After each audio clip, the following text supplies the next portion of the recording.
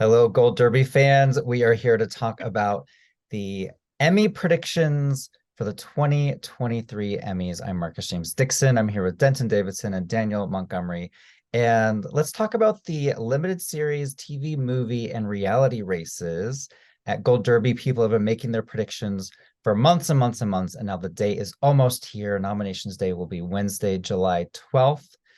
And let's go ahead and start with one of the best categories of the year, Best Limited Series. There's only 5 nominees, which I think is a crime. This year, there's so many great limited series that could fit this category. I don't know how you pick 5, but the Gold Derby 5, this is when everyone's odds are combined, have Beef in front. It recently took over from Monster, the Jeffrey Dahmer story. Monster was leading for months and months and months. Third place, we have Blackbird getting in. Fourth, Fleischman is in Trouble. Fifth, Daisy Jones and the Sixth. And then below that, we have George and Tammy, A Small Light, Love and Death, White House Plumbers, The Patient. Lots of good stuff. Daniel, let's start with you. What do you have winning this? And then what are where do your nominees differ from Gold Derbies? I don't differ much. I have Beef winning, and then I've got Monster getting in, and Blackbird, and Fleischman, which I'm the least confident in. The one that's not in our top five that I feel like is wild that it's not in our top five because I have it in second place is A Small Light. I think it feels important. I feel like a lot of people probably watched it in the Academy. Um, and it's got the kind of production values that it could be one of the most nominated limited series of the year. I feel like Gold Derby is sleeping on it. Maybe I'm totally wrong, but I think Small Light, depending on how the nominations shake out and the nomination totals, could be a contender to win. And Denton, what about you? Where's the beef? Beef is number one. Beef is on top. I think the Emmy voters are going to love Beef. And Netflix has a problem on their hands now because they have potentially the top two limited series. So are they going to favor one? I don't know. They're competing it with themselves, I believe. But I just think Beef is fresh on people's minds. Such a unique story. It was funny and it was shocking at times. Monster's a little dark. A lot of people can't get through all of the episodes because it's the subject matter. So regardless of how well it was made, and it has received a lot of awards and recognition up to this point, but I think Beef might be an easier choice and an easier sell for top limited series. But I do have Monster in second. And then I have Blackbird, which has done consistently well for Apple. And then I have Love and Death getting in. I just think it seems like a Beatty type of limited series. HBO has to get in there somewhere. They and always do. You've got Elizabeth Olsen, Jesse Plemons, two huge stars, and then Lily Rabe, who Gold Derby and American Horror Story fans love. And then I also have A Small Light getting in there. I agree with Daniel. So I'm changing. I have 3 of the 5 that Gold Derby is choosing. It is tough to have 5. So Yeah, I I don't hate have it. Fleischman is in trouble. I don't have Daisy Jones in the 6th. I'm not seeing where the momentum for that is coming from. Because if I was tempted and on the edge about anything, it's George and Tammy. I really want to put that in. I think it was so fantastic and well made. So if I'm gonna switch anything out, it's gonna be George and Tammy that I put in. But at this point, it's on my bubble. A lot of people think George and Tammy is going to win an acting award. And so, going backwards from that, maybe it will get into series because it's not every day that somebody wins an acting award and their show is snubbed. Monster, I had in first place forever and ever and ever. I just put Beef in first place a couple weeks ago. I think it's because of the reasons you guys were saying. Monsters kind of has the icky factor to it, but I love icky. Like more blood, please. I love all the Saw movies. I love torture porn and all of that. So Monsters one of my favorites of the year, but I don't know if Emmy voters are going to align with me. So that's why I put Beef at number one. Beef is also really fun. And it's not every day you get a fun show that wins a series race. A Small Light I put in today, actually. I took out Fleischman and I put in a Small Light. Small Light's campaigning like crazy they really, really want this nomination, and they want the win too. And it's on Disney Plus now, so it's more accessible. So yeah, I think you guys are right that it's getting in. Anything else about limited series? I just wish that the Swarm could get in. I love that show. If we're gonna talk about something that's dark, that has a little bit more humor and light to it, I think that is one of my favorite series I've seen all year, is Swarm. I feel the same way about The Patient. I wish that were Yeah. getting more traction apart from the actors. It's an incredibly well made piece of work. And Mrs. Davis, I'm hearing so many good things about Mrs. Davis, and uh, Dead Ringers. I'm looking down the list. Cabinet of Curiosities. There's just so many great shows. The Watcher, another Ryan Murphy Netflix show. A Friend of the Family.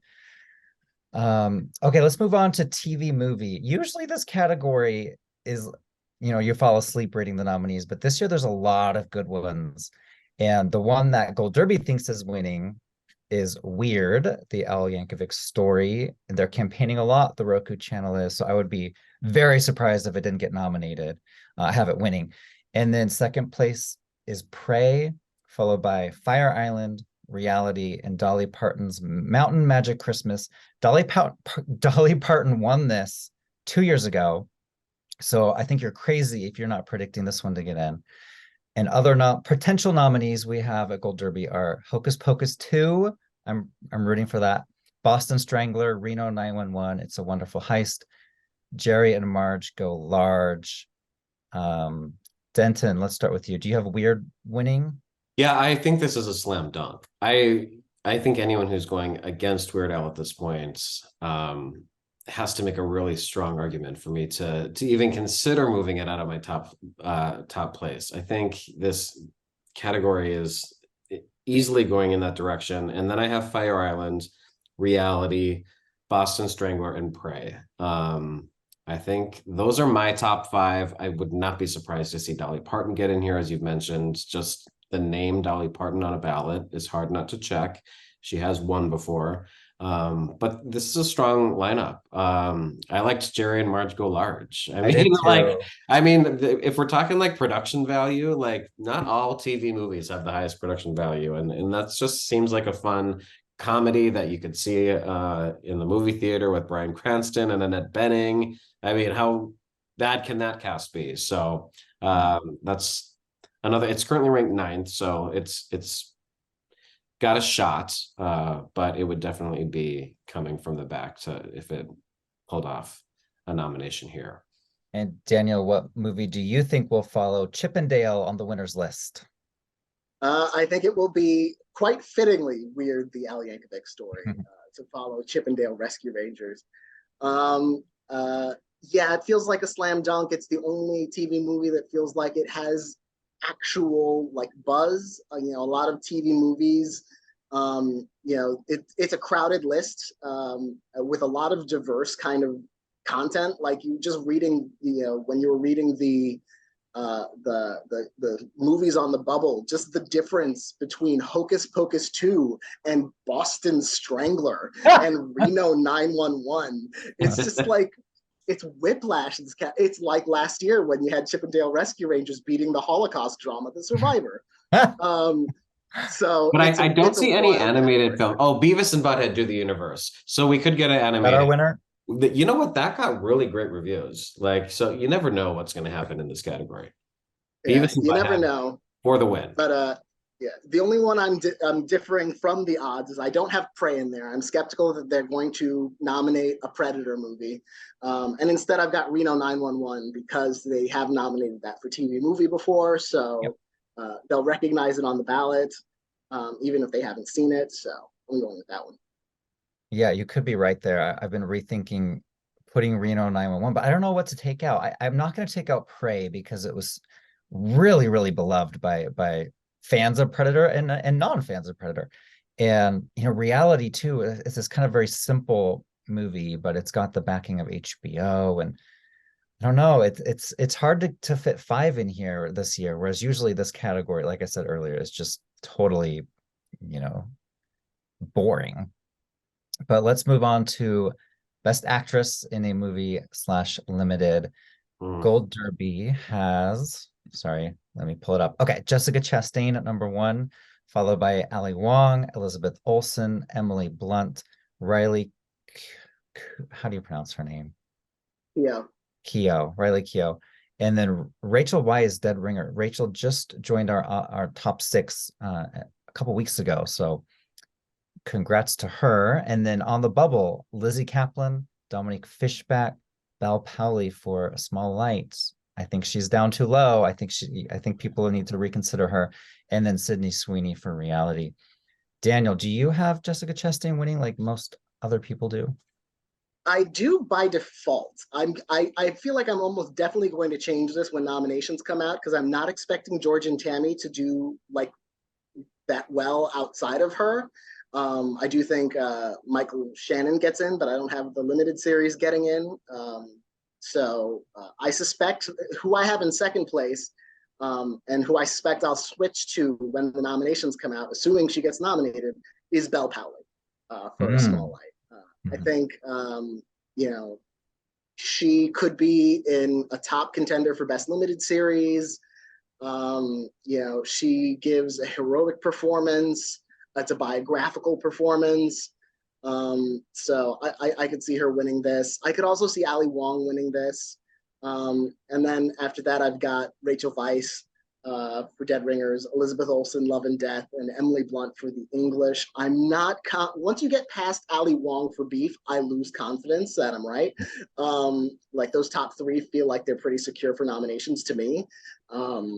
But the bottom three, I could see those going in a couple different directions. I had Dominique Fishback in there for a minute. You know, I'm tempted to put her back in. You know, so we'll see what happens. And Denton, you interviewed Jessica Chastain, right? Is that why you're predicting her? Yeah, but I'm not predicting her at the moment. I actually have Belle Powley in first place. I think Uh, I'm trying to like push her up a little ways because I do think that she's going to be a huge contender. And I will be shocked if she's not nominated. Anyone who's seen like the first two episodes, the wave of emotions that she goes through, it's an incredible performance. And I really think that she could definitely be nominated and win. Jessica Chastain is brilliant in that movie. She won the SAG award, so we can't discount that. It came out a while ago, so we'll see.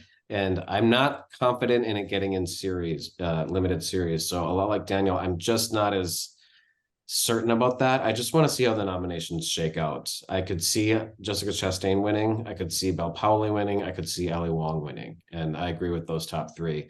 The next three on my list are Elizabeth Olsen for Love and Death, Rachel Weisz for Dead Ringers, and I'm holding strong with Dominique Fishback and Swarm. I'm not letting her go. I want her in there, and I think she deserves to be. So I don't have Emily Blunt or Riley Keough. The English and Daisy Jones and the Six just sort of, I don't know if people are going to be receptive of those, even though it's Emily Blunt. I don't know. I'm just not feeling the energy for the English. I have five of the six that Gold Derby has. My six is Vera Farmiga for 5 Days at Memorial. But now that I think about it, I think you guys are right. That I need to put Belle Powley in there. So shame on me that she's not in there already, but I'm gonna make that switch after we're done.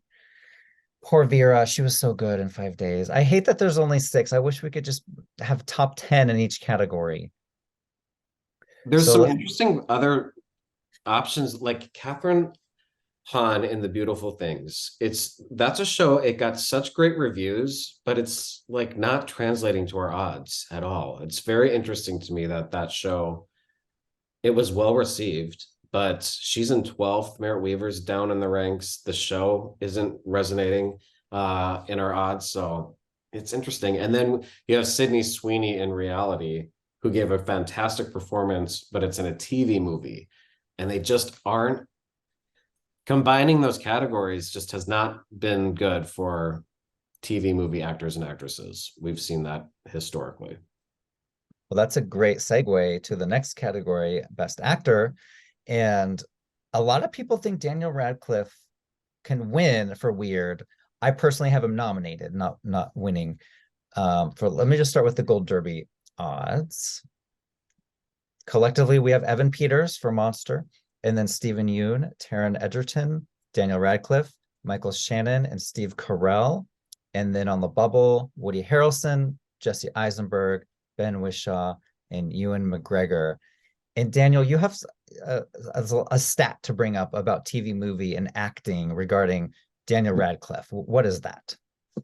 Yeah, I'm not predicting Daniel Radcliffe to be nominated. I could be wrong. This could be the year that changes. But no actor from a TV movie has been nominated for, I think, 3 years. The last one was Hugh Jackman for Bad Education, and that was the only other nomination for Bad Education, I believe. So, just not enough people are watching the TV movies to put the actors in, and Weird is the big fish in the small pond in the best TV movie category. But when it's going up against actors from limited series, I'm not so confident. So I have him out, and in his place, I have Woody Harrelson for White House Plumbers as sort of the last kind of gasp of buzz for White House Plumbers, which has really fallen off since it premiered. But Woody Harrelson is a loved actor, and he could just manage to sneak and grab that 6th spot. And who do you have winning? Stephen Yeun. Oh, okay. I've got Evan Peters. I've just had him the whole time, and at this stage, I don't think I'm going to switch. Maybe if Monster really does poorly in the nominations, I may put Stephen in there. But right now, I'm sticking with Evan, which would be his 2nd Emmy, which is crazy because I remember just 2 years ago saying how this guy always gets overlooked at the Emmys and he always gets snubbed, and then he won for Mayor of Easttown, and now he could possibly win a 2nd. Denton, who do you have winning? I have Stephen Yeun winning. I just look at Beef, and if I think Beef's going to win, either Allie or Steven's going to win. I can't see the series winning and losing both of those lead categories because I don't think it's going to win supporting actor or actress. So I believe one of those two has to win. So I'm going to go with Steven, who I think is fantastic in that role. Evan, of course, is great, but again, we've sort of talked about the darkness and all of that. But Evan is a pretty overwhelming favorite in our odds. And then I've got Taron Egerton, Michael Shannon. I do have Daniel Radcliffe getting in, and then I have Steve Carell. The last, that 6th spot for me is like a little iffy because that's literally the only thing I have getting in for The Patient. So I don't know. I'd love to see Jesse Eisenberg getting in for Fleischman Is in Trouble. There's a lot of other options that I'm curious to see how Welcome to Chippendales does. Kumail Nanjiani, he could slip in there. So there's a lot of options if you scroll through here. Ewan McGregor for Obi-Wan Kenobi.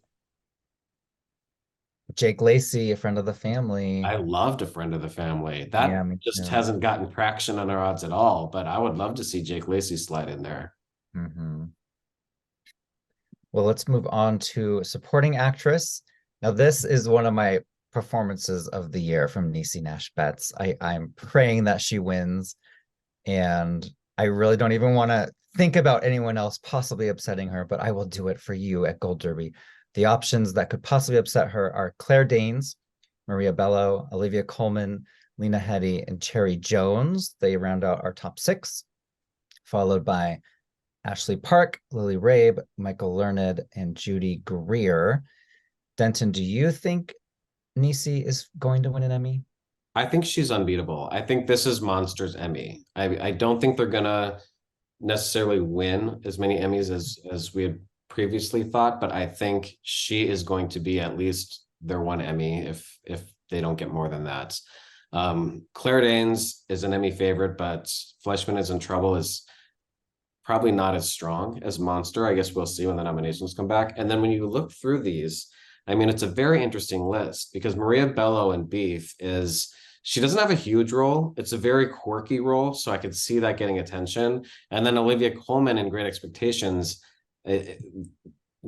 nobody is talking about that show. So they're talking about Olivia Colman. And I wouldn't be surprised if she's completely snubbed if it's not going off of name recognition. Now I have Jennifer Coolidge getting in there for The Watcher, and this is just a test of mine to see how lazy the Emmy voters are, because I just want to see how many times they'll name check Jennifer Coolidge and how beloved she is, because she is equally as funny in The Watcher and entertaining as she is in everything else she does. So I just want to see how much the Emmy voters really love Jennifer Coolidge. So I'm putting her in for The Watcher just as my own little test. And then I have Cherry Jones, 5 Days at Memorial, Olivia Colman, Great Expectations, Lily Rabe, Love and Death, and Maria Bello, Beef. But what's interesting about my picks is that I have multiple nominees in shows that I have getting nominated for nothing else. This category is very weird. And I was wrong. I said there'd be 6 nominees. There's actually 7 in this one, and Ashley Park is our 7th at Gold Derby. Daniel, what do you have winning this? And do you have any nominees that are different from Gold Derby's nominees? I have a couple. Yeah. This is a weird category. I have Niecy Nash Betts winning. I had Claire Danes up there for Fleischman is in Trouble, but again, is Fleischman is in Trouble? Is that going to be a thing? And it's really hard with streaming limited series and continuing series, because they don't report ratings. So we're kind of going by just general buzz over a show, and it's really hard to judge what's actually getting the eyeballs on them. But I'm going with the theory that working backwards from best limited series, what I think is going to be popular there, I'm predicting to be popular here. So I have 3 actors from Monster getting in. I also have Michael Learned and Penelope Ann Miller. Okay. I have 2 from Beef, Maria Bello and Ashley Park. Then I have Claire Danes for Fleischman. And then I have Cherry Jones for 5 Days at Memorial, but I think Denton has convinced me to predict Jennifer Coolidge. There's just so much love for Jennifer Coolidge that and when we've seen that in the past for other actors, it shows up in multiple nominations in one year. So I think Jennifer Coolidge for The Watcher. I think you're right that there's love for Jennifer Coolidge, but I think you're wrong that it's Cherry Jones that will be replaced. There is also love for Cherry Jones, and she could very well get 3 nominations this year. And personally, I think 5 Days at Memorial is the best she's been since 24. She was so good in this show. Everyone, if you haven't seen it, it's on Apple. Go watch it. It's so good. Let's talk about some of the other supporting actresses that we haven't mentioned. Anna Paquin, Friend of the Family. Evan Rachel Wood for Weird. That's possible. That would delay in my nominations for quite a while. I just recently took her out. That wouldn't surprise me if movies performed better in general. And then her co-star Julianne Nicholson from Weird, who I think gives a more memorable performance. So I would vote for her. Carrie Coon from your favorite Boston Strangler, Denton. Meryl Streep from Extrapolations. What happened to that? I don't know. It's a good question. Like Meryl Streep is in 22nd place. How often has that happened at Gold Derby? We need to take a screenshot. We're probably wrong. Watch her win. Supporting actor. Now, this has kind of been a lock in terms of who's going to win at Gold Derby. Paul Walter Hauser for Blackbird has been #1, I think, since day one we opened the Prediction Center. He won a lot of the Winter Awards as well. He plays a really creepy serial killer. Second place, we have Richard Jenkins, followed by Donald Gleason, Ray Liotta, Young Mazzino, Jesse Plemons, and Murray Bartlett in 7th place. And some others here on the bubble, Liev Schreiber, A Small Light. I think he's too low. I think you got to move him up, people. Joseph Lee for Beef, Rodney Burford for Monster. And then Bowen Yang, Fire Island. So, Denton, do you have Paul Walter Hauser winning? I do. Has he lost anything? I mean, since Blackbird came out, I feel like he's just been on a tear. So I would be surprised if he lost, although I would love to see Richard Jenkins win. I thought he was fantastic. And I would love to see Paul Walter Hauser win it. They're both great. And then I have Ray Liotta. I do have Liv Schreiber in fourth. Young Mazzino for Beef. Jesse Plemons for Left and Death. I think he can get in. And then my last spot goes to Joseph Lee for Beef. Yeah, I've got both Beef guys. I have two Beef supporting actresses, and then I have the two Beef leads. So I have Beef getting 6 acting nominations. I don't know if I'm overestimating it or if I'm right on the money. Daniel, what do you think? I'm predicting the same thing, 6 Beef acting nominations. Okay. I think it's going to do well, especially with this many slots and with, other limited series that we're not quite sure how they're going to go over with the Emmys. Honestly, we're not sure with any of them because, Beef is in the same boat with these other shows. It just has a lot more, acclaim and buzz that's been palpable since it came out. So I've got the 2 Beef actors. I've got the 2 Blackbird actors, Hauser as well as Ray Liotta. I'm a little nervous about Donald Gleason for The Patient. I have him in because he seems to be the only thing that consistently has gotten in for The Patient. But if it turns out that voters aren't really paying attention to The Patient, he's not a name check kind of actor. So he could easily fall out.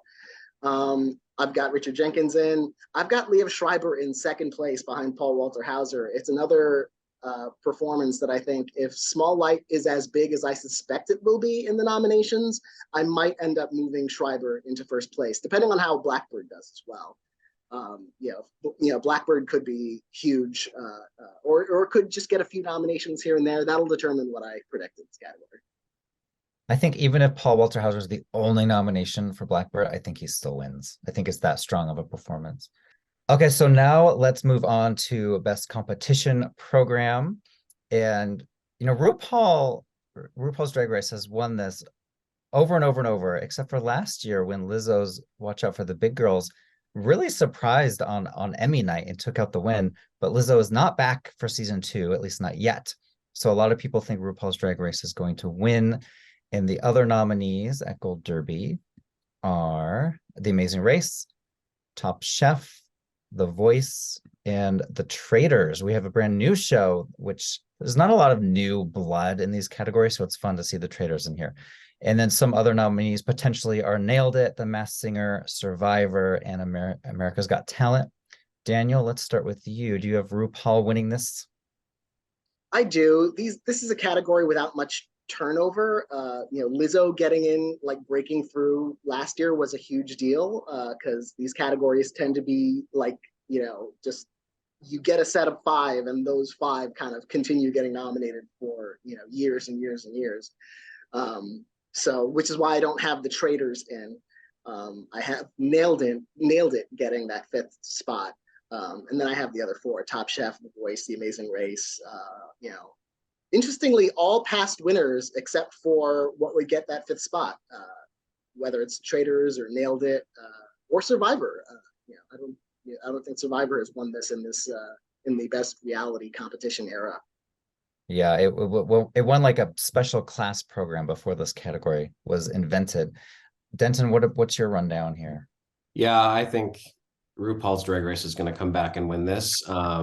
They've been campaigning that it matters more now than ever, with everything going on in politics and the LGBTQIA plus community. And they've really been hammering that home in their campaign. And it does matter more than ever. I mean, it's a great show and a great platform for so many people. I do have the same lineup as Daniel. I also left The Traitors off my list just because Nailed It has been nominated for the last 3 or 4 years, and Nicole Byer, its host, has been nominated for the last 3.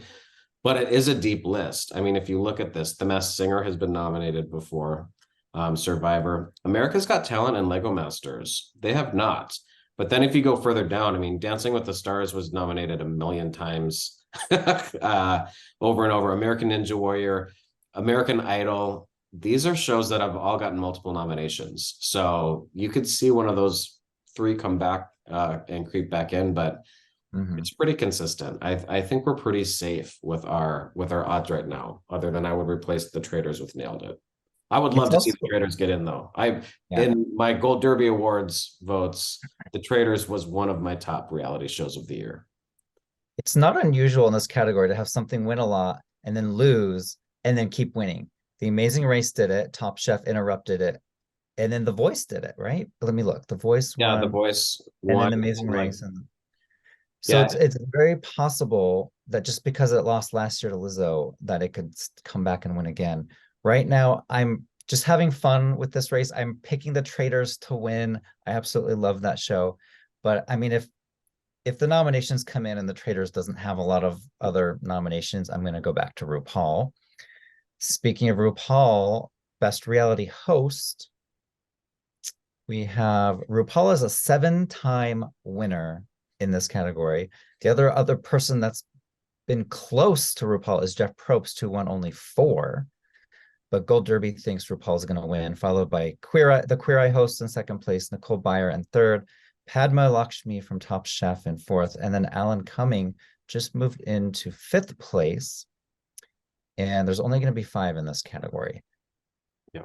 Others are Shark Tank, the 5 hosts from Shark Tank, or I guess there's 6. Amy Poehler and Maya Rudolph from Baking It, Heidi Klum, Tim Gunn from Making the Cut. Daniel, what do you think about this race? I love Top Chef, but Padma hasn't been nominated for a while. I don't think. She So did get in last year, oh, which was did she? a shock because Okay. she had been nominated in the early stages and then she got snubbed a lot, and then it looks like she got in 2020, 2021, and 2022. So the last 3. Oh, okay. So maybe I will put her back in because for some reason, like I misremember things like that. Like, when we were talking about drama, I thought Matthew Rhys had been snubbed for Perry Mason at one point. It's like, the weird Mandela effect that happens to me sometimes. But yeah, I've got the same top 3, RuPaul winning, Nicole Byer for Nailed It, Queer Eye hosts for Queer Eye. Then I've got the Shark Tank hosts. And then 5th place, I have Amy Poehler and Maya Rudolph for Baking It. I might switch them out now for Padma Lakshmi. So we'll see what happens. But Amy Poehler and Nick Offerman were nominated multiple times for their series. So I might leave this where it is. Yeah, they were nominated for Making It, which is not to be confused with Baking It or Nailed It. So many. They're doing so many things to it. And Denton, are you picking RuPaul? I am. And then I have Queer Eye host Nicole Byer. I have Padma, and then I have Amy Poehler and Maya Rudolph. I think they're just a power duo that can't be overlooked. So even though I don't have their show Baking It getting into the competition series, I do have them getting in as hosts over the Shark Tank hosts and Alan Cumming. I'm rooting for Jeff Probst, but it's been quite a while since he even contended here. Well, everyone, thank you for watching our limited series, TV, movie, reality slugfest on the Emmy nominations. And be sure to tune in on Wednesday, July 12th. We're going to be doing another slugfest to talk about what we thought of the nominations and who did well and who did really badly. Probably me. So thank you for watching.